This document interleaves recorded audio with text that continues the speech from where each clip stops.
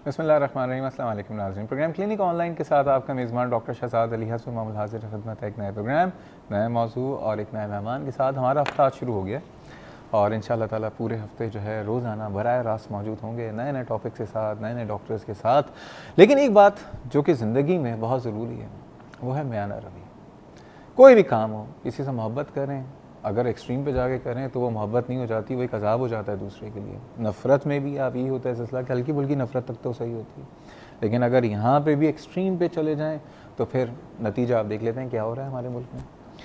हर काम में, हर चीज़ में बैलेंस होना बहुत ज़रूरी है। और अल्लाह ताला को ये बात बताती है तो अल्लाह ताला ने इंसान के अंदर इतने सारे सिस्टम दिए हुए हैं। हमारे अंदर सर्कुलेटरी सिस्टम भी है, हमारे अंदर न्यूरो सिस्टम भी है, रेस्पिरेटरी सिस्टम भी है, बहुत सारे सिस्टम हैं और सब के अंदर अल्लाह ताला ने एक तनासुब रखा हुआ है, एक बैलेंस क्रिएट किया हुआ है। और ये जब तक बैलेंस क्रिएट रहता है तो इंसान सेहतमंद रहता है। लेकिन बात यह है कि जब सेहत है तो वहाँ बीमारियाँ भी हैं।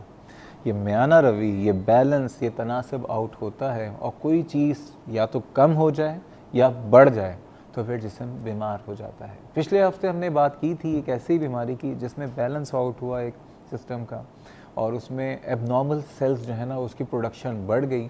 और हमने बात की थी लिम्फोमा के हवाले से और उस टॉपिक को हम ज़ाहिर बात है कि आपकी कॉल्स थी और प्रोग्राम का वक्त ख़त्म हो गया तो पूरा नहीं कर सके। तो आज हम लिम्फोमा पे बात करेंगे। लिम्फोमा बेसिकली एक ब्लड डिजीज़ है, खून के खलियों की एक बीमारी है, एक तरह से एक कैंसर है, इससे बात करेंगे। उसके अलावा और जो ब्लड के कैंसर्स हैं उसके हवाले से भी आज हम बात करना चाहेंगे। लेकिन जैसा कि आपको पता है कि इस वक्त हम बराह रास्त मौजूद हैं, आप भी शामिल हो सकते हैं अपने सवालात, अपनी शुबहात के साथ। नंबर है 35305778 और 79।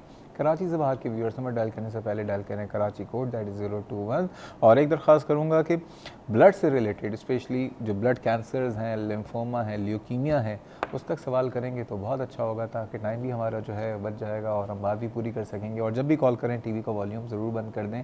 आइए आज के मैं से तारुफ़ कराता हूँ। पिछले हफ्ते भी हमारे साथ मौजूद थी, आज भी मौजूद हैं बहुत अच्छी कैंसर स्पेशलिस्ट जिसको हम ऑन्कोलॉजिस्ट कहते हैं और हीमो ऑन्कोलॉजिस्ट हैं।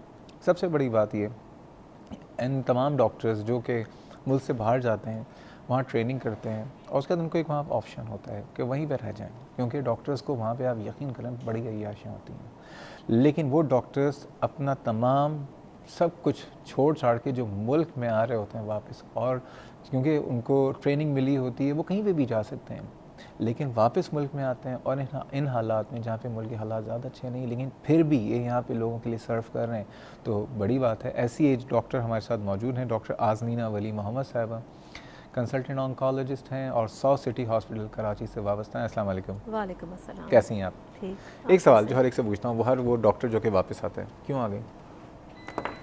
इसका कोई रैशनल डिसीजन तो नहीं हो सकता, कह सकते हैं was more of a emotional decision.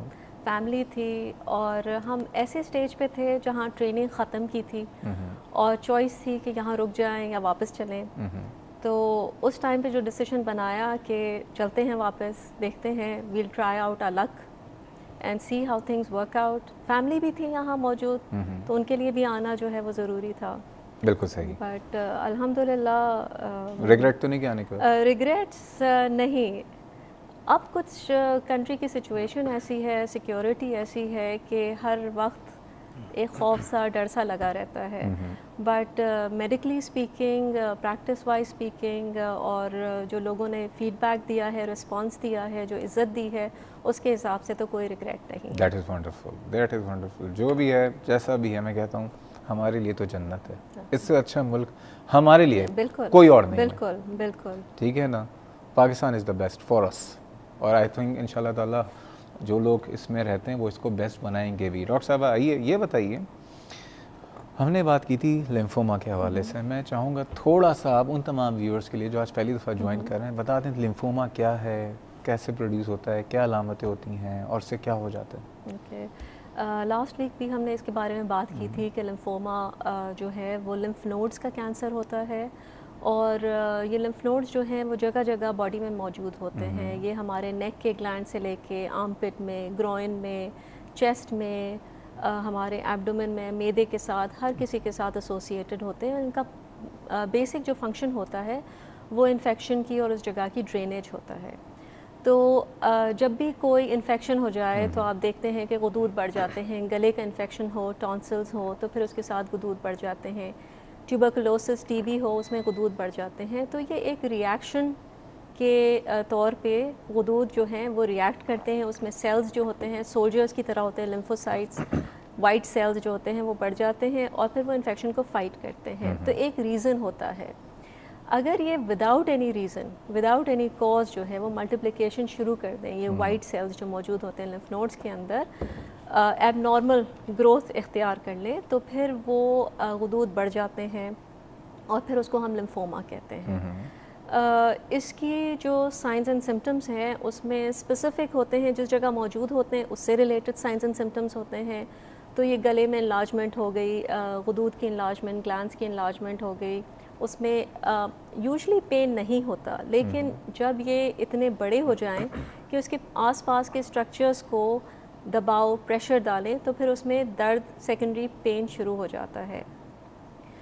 इसी तरह अगर चेस्ट में, क्योंकि एक बहुत छोटी सी स्पेस है चेस्ट की, हार्ट के पास या एयरवे के पास या खाने की नलकी के पास अगर ये मौजूद हो तो उस पर प्रेशर सिम्टम्स देते हैं। स्वॉलोइंग में प्रॉब्लम होती है, सांस लेने में प्रॉब्लम होती है, खांसी होती है, चेस्ट में प्रेशर सेंसेशंस होती हैं।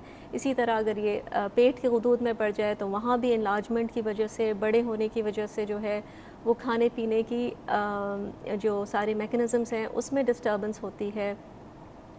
ना सिर्फ ये, कभी कभार ये कि लिम्फ नोड्स इतने सारे पेल्विस में, जो कि हमारा पेट के नीचे का हिस्सा होता है, उसमें जब बढ़ जाते हैं तो प्रेशर की वजह से ये लेग्स में स्वेलिंग भी कराते हैं। तो बहुत दफ़ा लोग हमारे पास आते हैं जिनकी स्वेलिंग एक्सप्लेन नहीं हो रही होती, कि हार्ट का प्रॉब्लम नहीं है, किडनी का प्रॉब्लम नहीं है, कोई ब्लड क्लॉट्स नहीं है, लेकिन बग़ैर किसी वजह से जो है टांगों में स्वेलिंग हो रही है। फिर हम ट्रेस करते हुए जाते हैं और पता चलता है अच्छा ये तो लिम्फ नोड्स की प्रेशर की वजह से जो है वो ड्रेनेज नहीं हो रहा।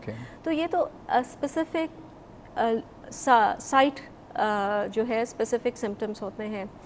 कॉन्स्टिट्यूशनल सिम्टम्स भी हम जिसको कहते हैं उसमें, या बी सिम्टम्स इसको कहते हैं, एसोसिएटेड सिम्टम्स। जी, इसमें ये होता है कि फ़ीवर होता है, वेट लॉस होता है, आपकी एपेटाइट जो है वो डिस्टर्ब हो जाती है, नाइट स्वेट्स होने लगते हैं, भूख जो है वो कम हो जाती है, आपकी नाइट स्वेट्स होते हैं, पसीना आता है बग़ैर किसी वजह से, तो और स्पेशली रात के टाइम पे बॉडी में इचिंग शुरू हो जाती है जनरलाइज सी।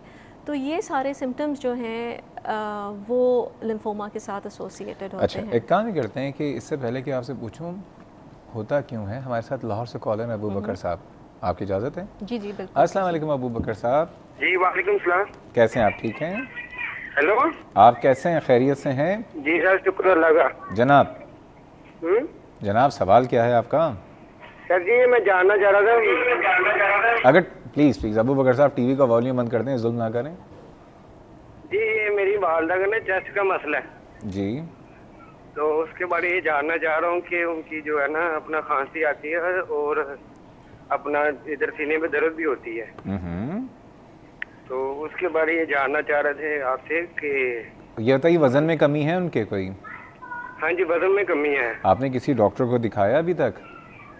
डॉक्टर को तो दिखाया और उसके बाद जो है ना उनकी दर्द ज़्यादा भी हो जाती है। नहीं, उनके कोई इन्वेस्टिगेशंस, कोई टेस्ट वगैरह, कोई तशखीस वगैरह हुई है उनकी? जी जी जी। क्या हुई है? बस वो यही बताते हैं कि बलगम वगैरह है, या उसके अलावा अटैक का मसला आया था एक बार।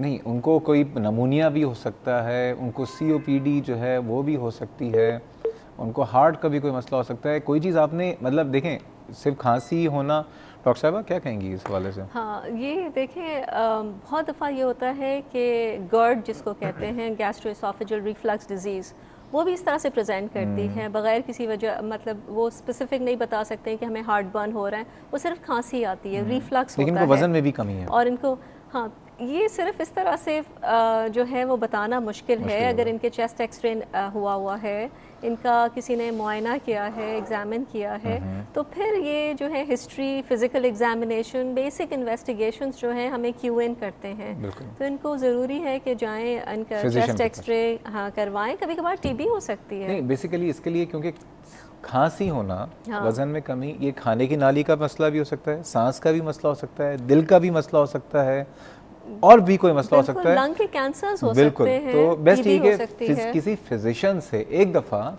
फिजिशियन के पास जाइए, इनके कुछ बुनियादी टेस्ट होंगे, कुछ एक्सरेज होंगे, और उसके बाद फिर बहुत हेल्प आउट होगा आपके लिए भी और हमारे लिए भी कि अगर कोई चीज़ डायग्नोस हो जाए कि उस पर फिर क्या कर सकते हैं।